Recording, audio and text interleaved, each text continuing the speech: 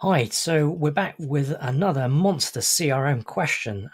This one was posed by a gentleman who wanted quite a number of requirements for his CRM. So the core challenge was that he was struggling to find a CRM off the shelf that did or basically helped with all of his business requirements without the need for configuration. Um, and as part of his requirements, he needed the CRM to help with his lead management, the ability to track and manage his refurb projects, also to help with his invoicing, to send invoices and to also manage those invoices. And lastly, for email management, where he's using a piece of software called MailChimp. So, as what I typically do is I break down the big problem into bite-sized pieces, and here are all of the blockages laid out on the right-hand side, which we're going to go into step by step of how to help him get unstuck. And let's kick off with the off-the-shelf versus ready to use. So ideally, he's looking to have a CRM that's ready to use in his property business, or a CRM configured for his property needs. Now, off the shelf, all CRMs require configuration. So you'll need to do something with that CRM in order to configure it for your property needs. Now, within his question, he had mentioned that he'd been using Insightly, and when the Insightly CRM wasn't able to do what he needed, he then found another CRM called Podio, where he wanted to try and see whether that would address his needs. Now, either of those, as we mentioned before, requires configuration. But a question maybe to ask is, how does changing one CRM solve the problem? And the answer is it doesn't, unless it's already been configured or has a solution for your particular needs. The next question maybe to ask is, who will be configuring that CRM? Now, of course, it could be you, but the majority of us are not particularly CRM experts. And of course, you're working very hard in your day job, which is typically around property. So you might decide to actually find a CRM expert. And in this case, it might be an Insightly expert for Insightly CRM, or a Podio expert for Podio CRM. But the first challenge you might come across is, do you know who that person might be? Do you know an Insightly expert? And then if you did happen to know an Insightly expert, and they were a CRM expert, do they actually have property knowledge? Do they understand your world? Do they understand your property pains and challenges? If not, then there's going to be obviously a piece of time required where you would need to explain to them what you need, how you need them to go and configure the CRM to address their requirements. So it's really important that the CRM that they configure for you has the solution for your property needs. So that I think that's very, very important. So it's not just about picking a CRM. Besides, one CRM is called this or one CRM is called that. Someone has to do the work if it's not you. I also wanted to use this opportunity to highlight a question that often comes up, which is about licenses. Now, this particular chap, he was using a free license, and he was trying to make that free license configure it to address all of his needs. Now, you may know that there are different types of licenses. There's paid version and there's free versions. Now, why is a free version a free version? Now, we all know that there's no such thing as a free lunch, and it's typically because they've actually stripped out or limited certain core pieces of functionality in that free version. So if you now try to spend a lot of time building out the solution on a free version, you may be investing a lot of time in order to save a few bucks, which really isn't probably the ideal way to approach this particular problem. The other things to also touch upon is the paid versions. And how I've broken that down is the paid licenses. There is what's known as an entry license, and then there's a pro licenses. And as you typically go up in cost, they have more functionality. So let's just quickly touch on those two pieces. We typically use the pay entry license. Why? Because you need to make sure that the functionality that you require will allow you to do all of the things that you need to do in phase one of your CRM setup. Because typically, like most businesses, as you grow, you need the CRM to scale with your business, to grow alongside your business, and therefore to ensure that it's future proof. So that may be a question that you want to bear in mind in terms of, does your CRM have the correct functionality, not just for your requirements right now, but also for the future? The other paid version is what we call the professional version, and this tends to have a lot more functionality, but you may not need that right now. And an example of that might be automation. And a reason why that might be is, until you've tested out your workflows, automating those workflows until you actually know that these workflows are refined and have been tested is just going to create more problems at this very early stage. Just wanted to touch on that for you as well. Now, as we continue going through the questions, he also wanted to make sure, or he wanted to find a CRM that could also help with his lead management. So let's talk about lead management, and in this case, how to get leads into the CRM quickly in the first place. Now, you can use a number of tools to do this. The easiest one, the quickest one, is if it just so happens that your CRM has a scanner, then if you had a business card, you could just scan the business card, and that would then transcribe the details on the business card and put it straight into the CRM. So CRM with a scanner is great if it has that functionality. The other thing to also consider is that actually it's not always the details are on the business card. Sometimes when you are exchanging email correspondence with people, it makes sense to also capture the email that may not have come from a business card and put that into your CRM. Now, if you have to open up a different browser to do that, it can be quite tricky, because unless you've got two screens, you have to copy this, paste it into another browser. So if you happen to have a email add-on, and what that means is that there's a side panel where although you're working within one browser, you're able to copy and paste without opening another browser. That would be very, very useful. So an email add-on in that example really does save a lot of time, and also saves you having to have two screens.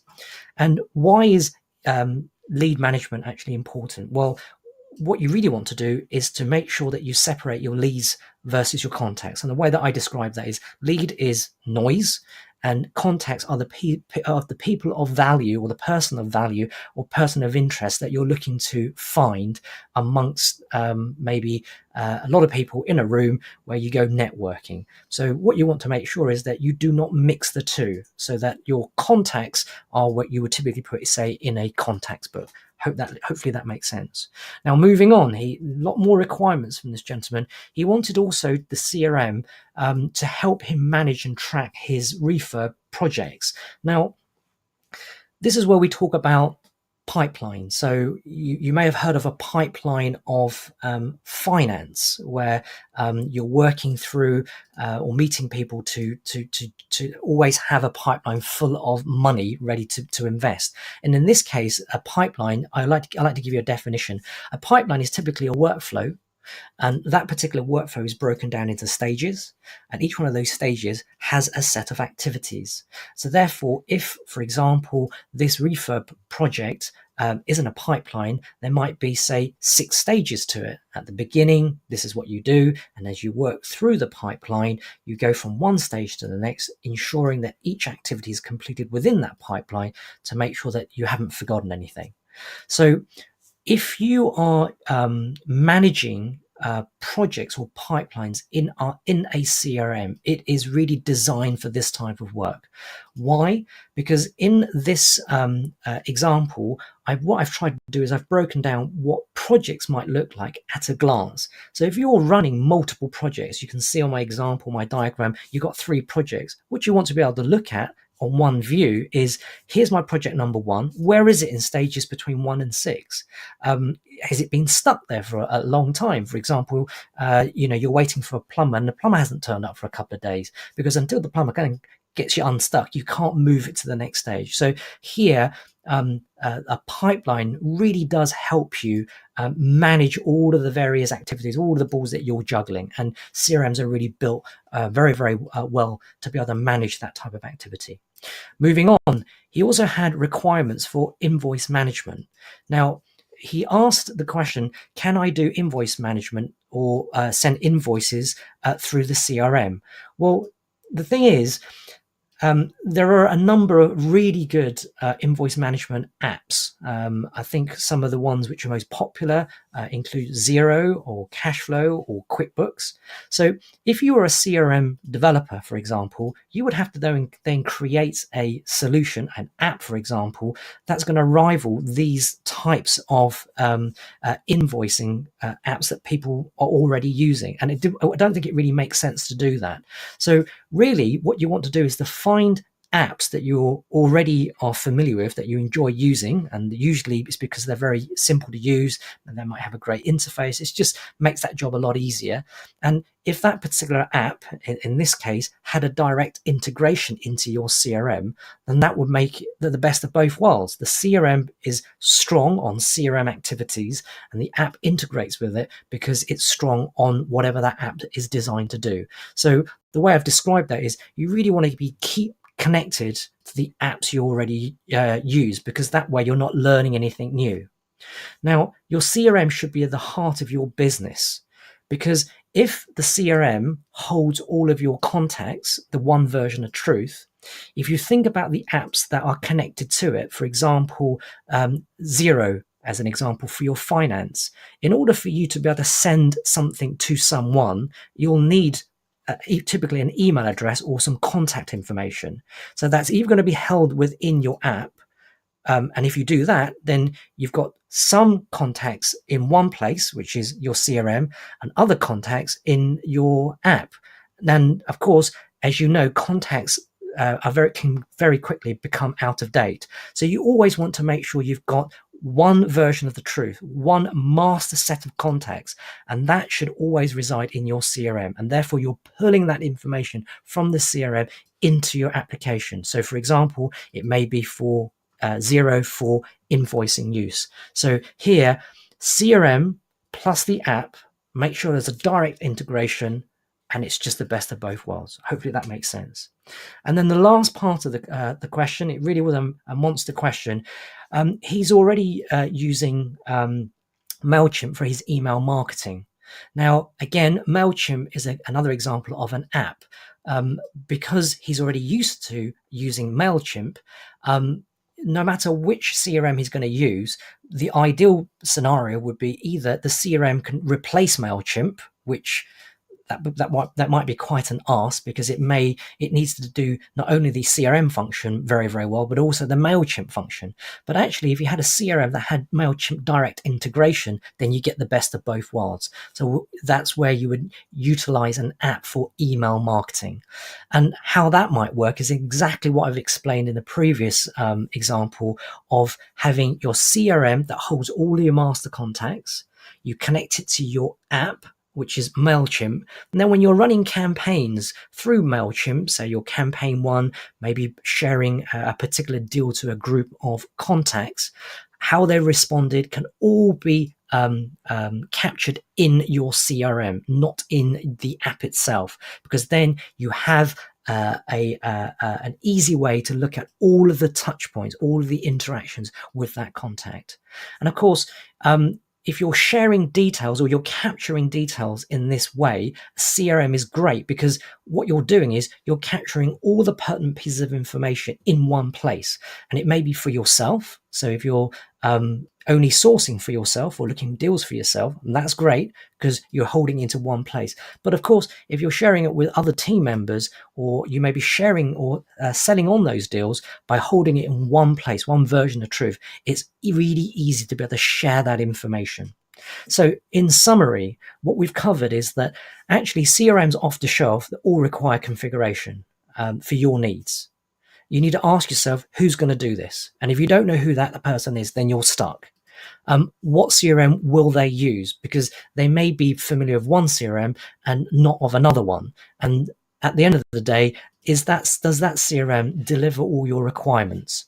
We talked about licenses, the difference between free and a paid version, as in the entry version that has all the functionality you need, versus the professional version, which has more functionality such as automation, and knowing which one to use first and which may be the best one, best suited for your business right now.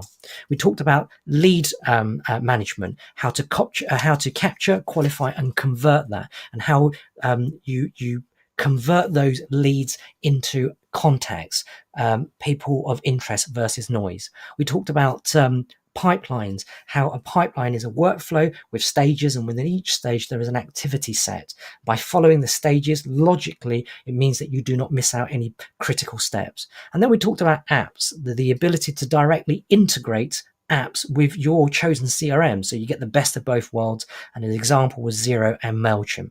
So I'm hopefully that was very useful for you, and I'm hoping that I've solved or got you unstuck. But again, if you are still stuck, or you just have a burning CRM question on this topic, or maybe a different CRM question, then feel free to reach out to me and I'll try to help you get unstuck.